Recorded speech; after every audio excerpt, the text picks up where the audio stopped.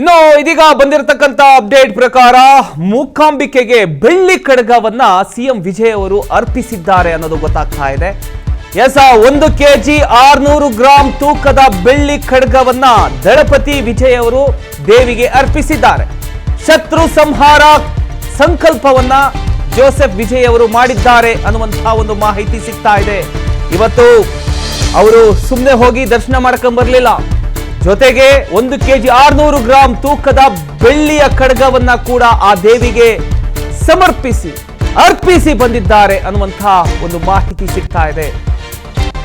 ಇವತ್ತಿನ ಒಂದು ಭೇಟಿ, ಇವತ್ತಿನ ಒಂದು ದರ್ಶನ, ಕೊಲ್ಲೂರು ಮೂಕಾಂಬಿಕೆ ತಾಯಿಯ ಒಂದು ದರ್ಶನ ಪಡ್ಕೊಂಡು ಬಂದ ನಂತರ ನಮಗೆ ಸಿಗ್ತಾ ಇರತಕ್ಕಂತಹ ಅಪ್ಡೇಟ್ ಪ್ರಕಾರ ಸಿಎಂ ಜೋಸೆಫ್ ವಿಜಯ್ ಅವರು ಕೊಲ್ಲೂರು ಮೂಕಾಂಬಿಕೆ ದೇವಿಯ ದರ್ಶನ ಪಡ್ಕೊಂಡು ಆ ತಾಯಿಗೆ 1 kg 600 ಗ್ರಾಂ ಇರ್ತಕ್ಕಂಥ ಒಂದು ಬೆಳ್ಳಿಯ ಖಡ್ಗವನ್ನ ಅರ್ಪಿಸಿದ್ದಾರೆ ಅನ್ನುವಂತಹ ಒಂದು ಮಾಹಿತಿ ಸಿಗ್ತಾ ಇದೆ. ಒಂದ್ ಕಡೆ ನೋಡ್ತಾ ಇದ್ದೀರಿ ನೀವು ದೇವಿಯ ದರ್ಶನವನ್ನ ವಿಜಯ್ ಅವರು ಪಡ್ಕೊಳ್ತಾ ಇರ್ತಕ್ಕಂಥದ್ದನ್ನ. ಸಾಕಷ್ಟು ಅಭಿಮಾನಿಗಳ ಭಕ್ತ ಸಾಗರದ ಮಧ್ಯೆ ಇವತ್ತು ಕೊಲ್ಲೂರು ಮೂಕಾಂಬಿಕೆಯಲ್ಲಿ ನೂತನ ಮುಖ್ಯಮಂತ್ರಿ ಆಗಿರತಕ್ಕಂಥ, ತಮಿಳುನಾಡಿನ ನೂತನ ಮುಖ್ಯಮಂತ್ರಿ ಆಗಿರತಕ್ಕಂಥ ಸಿ ಜೋಸೆಫ್ ವಿಜಯ್ ಅವರು ಮೊದಲ ಬಾರಿಗೆ ಕರ್ನಾಟಕದ ಕೊಲ್ಲೂರು ಮೂಕಾಂಬಿಕೆ ದೇವಸ್ಥಾನಕ್ಕೆ ತೆರಳಿ ಅಲ್ಲಿ ಒಂದು ವಿಶೇಷ ಪೂಜೆಯನ್ನ ಮಾಡ್ತಾ ಇದ್ದಾರೆ.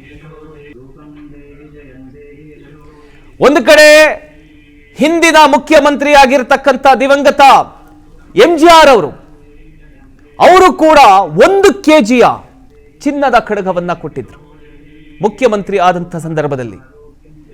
ಆದರೆ ಈಗ ತಮಿಳುನಾಡು ಮುಖ್ಯಮಂತ್ರಿ ಆಗಿರತಕ್ಕಂಥ ಜೋಸೆಫ್ ವಿಜಯ್ ಅವರು ಈಗ 1 kg 600 ಗ್ರಾಂ ಇರತಕ್ಕಂಥ ಬೆಳ್ಳಿಯ ಒಂದು ಖಡ್ಗವನ್ನ ಆ ತಾಯಿಗೆ ಕೊಟ್ಟಿದ್ದಾರೆ.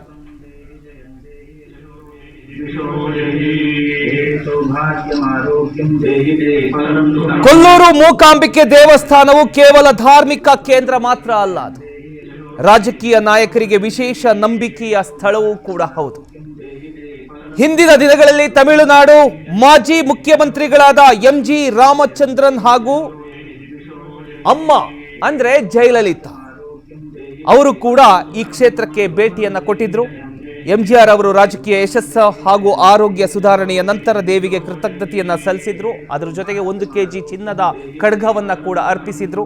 ಈಗ ಸಿಎಂ ವಿಜಯ್ ಅವರು ಕೂಡ ಖಡ್ಗವನ್ನ ಕೊಟ್ಟಿದ್ದಾರೆ.